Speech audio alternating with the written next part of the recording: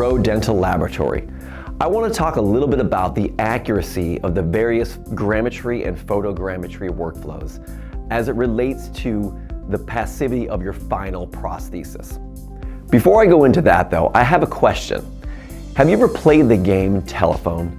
You know, the game where it starts off with one person, maybe you say the phrase, "the cow jumped over the moon," and you pass that phrase along to maybe 10 different people, and by the time it gets to that last person, the statement is, "Hey, your mom's a complete loon."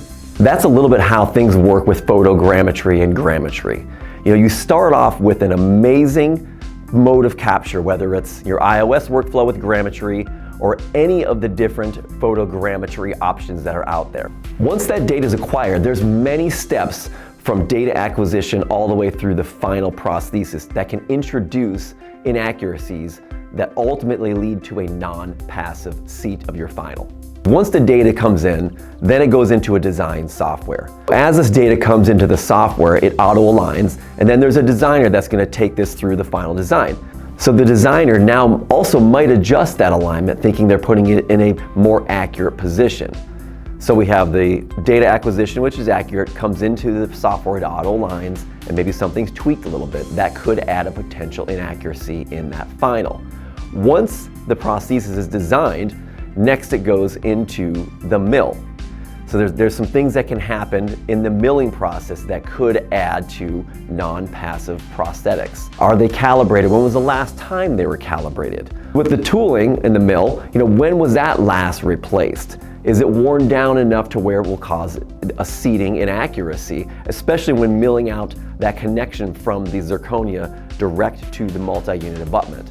Once it comes out of the mill, then it has to be greenstated, sintered, and then stained, glazed, of course, and finished.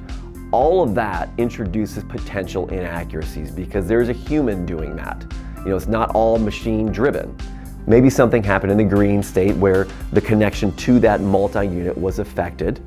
Maybe something wasn't cleaned out properly.